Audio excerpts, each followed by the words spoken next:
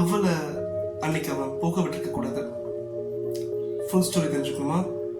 இது breakup story episode 3. இது என்னோட ஸ்கூல் ஃப்ரெண்டோட பிரேக்கப் ஸ்டோரி தான். அண்ட் இது ஃபுல்லா அந்த பையனோட பாயிண்ட் ஆஃப் வியூ மட்டும்தான்.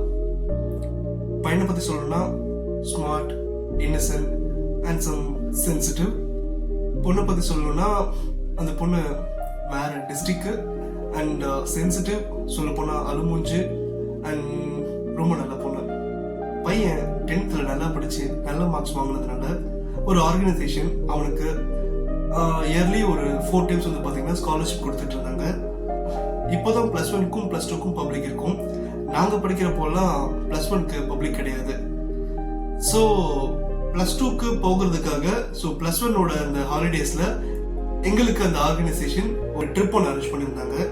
ஸோ அந்த ட்ரிப்ல கிட்டத்தட்ட ஒரு 15 டிஸ்ட்ரிக்ட்ல இருந்து ஸ்காலர்ஸ் வந்தாங்க. அண்ட் அந்த ட்ரிப் வந்து leadership, team bonding, personality development இந்த 3த்தையும் கற்றுக் கொடுக்கறதுக்காக அந்த ட்ரிப் அரேஞ்ச் பண்ணியிருந்தாங்க. ஸோ அந்த ட்ரிப்ல தான் அந்த பொண்ணு அவன் ஃபர்ஸ்ட் டைம் பார்த்தான். ஸோ ஆல்மோஸ்ட் 15 டிஸ்ட்ரிக்ட்ல இருந்து ஆள் வந்ததுனால ஸோ எல்லா ஸ்காலரையுமே சேர்த்து ஒரு 7 டீமா பிரிச்சாங்க. அந்த 7 டீமுக்கும் நேஷனல் லீடர்ஸோட பேரை வச்சிருந்தாங்க. National leader means international leaders. So இதுல பையன் இருந்தது நேதாஜியோட டீமு அண்ட் பொண்ணு இருந்தது தலாய் லாமான்ற ஒரு டீம்.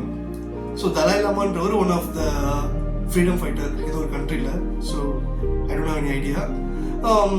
ஸோ இந்த பையன் வந்து அந்த பொண்ணோட டீம் பக்கம் போகிறப்பெல்லாம் தலாய் லாமா கலாய்க்கலாமா அப்படின்னு சொல்லிட்டு ஒரு மொக்க ஜோக் சொல்லி தான் அந்த பொண்ணை இம்ப்ரெஸ் பண்ணான்.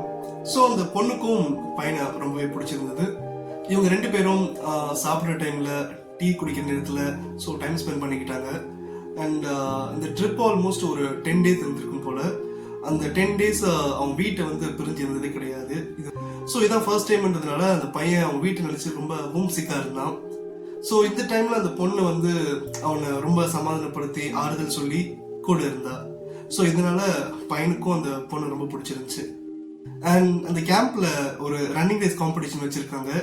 அந்த காம்படிஷன்ல அவன் ஓட தெரியாம ஓடி கீழே விழுந்து வாரி பயங்கரமா அடி வாங்கியிருக்கான் போல.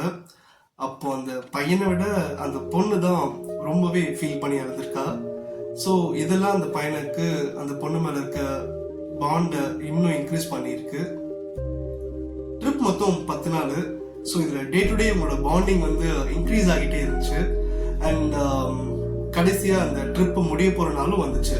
ட்ரிப் முடிகிற நாள் வந்து எல்லா ஸ்காலர்ஸையும் ஒரு டூரிஸ்ட் பிளேஸ் கூட்டிட்டு போயிட்டு சுத்தி காமிச்சிட்டு ஈவினிங் 4 மணிக்கு வீட்டுக்கு அனுப்புறதா பிளானு.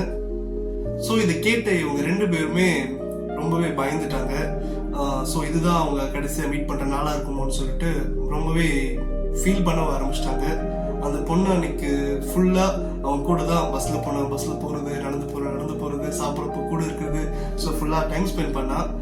ஸோ மணி 4 மணி ஆச்சு.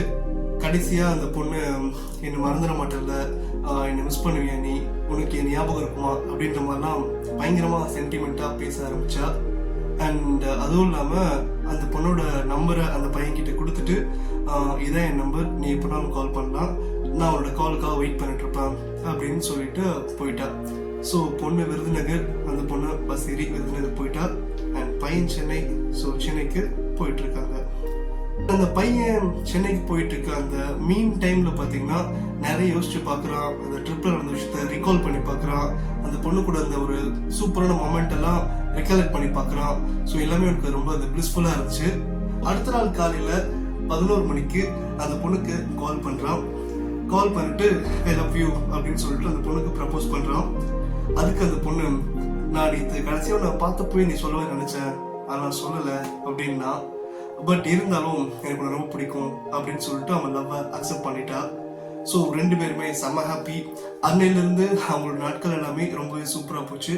ஆல்மோஸ்ட் ஒரு 1 year கிட்ட வந்து அவங்க லவ் ரொம்பவே பர்ஃபெக்டாக போச்சு. அண்ட் இவங்க லாங் டிஸ்டன்ஸாக இருக்கிறதுனால ஒருத்தர் அவங்களால மீட் பண்ண முடியலனாலும் ஃபோன்லேயே அவங்க லவ் வந்து டெவலப் பண்ணாங்க. என்னதான் காலில் பேசிக்கிட்டாலும் ஒருத்தர் மீட் பண்ண முடியலையே அப்படின்னு சொல்லிட்டு ரொம்பவே ஃபீல் பண்ணாங்க. ஸோ இந்த ஃப்ரஸ்ட்ரேஷன், டென்ஷன், லவ் மிஸ் பண்ணுறது, டிஸ்டன்ஸ் இதெல்லாம் தாண்டி இவங்க லவ் 1 வருஷம் கடந்துச்சு. ஸோ 2 பேரும் ஸ்கூல்ல இருந்து காலேஜ்க்கு கன்வெர்ட் ஆனாங்க. இதுக்கப்புறம் தான் இவங்க 2 பேருக்குள்ளேயே பிரச்சனை வர ஆரம்பிச்சு. இந்த பொண்ணு கால் பண்றப்போ பையன் பிஸியாகவும், பையன் கால் பண்றப்போ பொண்ணு பிஸியாகவும் இருந்ததுனால டெய்லி அவங்களால ப்ராப்பரா டைம் ஸ்பெண்ட் பண்ணிக்க முடியல. டே டு டே அவங்களுக்குள்ள ஒரு பெரிய பிரச்சனையாவே மாறுச்சு.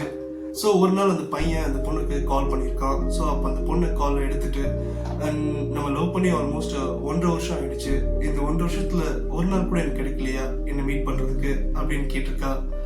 அந்த பையனும் என்னென்னமோ சொன்னாலும் அந்த பொண்ணு அதுக்கு கன்வின்ஸ் ஆகல. ஸோ 1 வருஷத்துல ஒரு நாள் கூட என்ன நீ பார்க்க வரல, நீ சும்மா டைம் பாஸ் தான் லவ் பண்ற அப்படின்னு சொல்லிட்டு அந்த ஃபோன் காலை கட் பண்ணிட்டா. பையன் ரொம்ப பதறிட்டான், ரொம்ப மனசு கஷ்டப்பட்டான். திரும்பி கால் பண்ணிருக்கான், நீ என்ன உண்மையா லவ் பண்ணல, இது நம்மளுக்கு செட் ஆகாது, பிரேக்அப் பண்ணிக்கலாம்னு சொல்லிட்டு பிரேக்அப் பண்ணிட்டான். அதுக்கப்புறம் அந்த பொண்ணுக்கு அந்த பையன் கால் ட்ரை பண்றப்போ அந்த நம்பர் எடுக்கவே இல்லை. அந்த பொண்ணு அவளோட மொபைல் நம்பரை சேஞ்ச் பண்ணிட்டா. ஸோ என்னைக்காவது ஒரு நாள் அந்த பொண்ணுகிட்ட இருந்து கால் வரும்னு சொல்லிட்டு அந்த பையனும் வெயிட் பண்ணிட்டு தான் இருக்கான். இந்த பிரேக்கப் பத்தி உங்களோட கருத்துக்கள் ஏதாவது இருந்துச்சுன்னா கமெண்ட் பாக்ஸ்ல கமெண்ட் பண்ணுங்க. லாங் டிஸ்டன்ஸ் லவ் பண்றவங்க அவங்க ஒப்பீனியனை ஷேர் பண்ணிக்கலாம். அவங்க லவ் ரொம்ப ட்ரூவா இருந்தாலும் டிஸ்டன்ஸ் ஒரு மேட்டர்னால இது பிரிஞ்சது எனக்கும் கொஞ்சம் கஷ்டமா தான் இருக்கு. ஸோ இது மாதிரி இன்னொரு வீடியோவில் சந்திப்போம். தேங்க்ஸ்.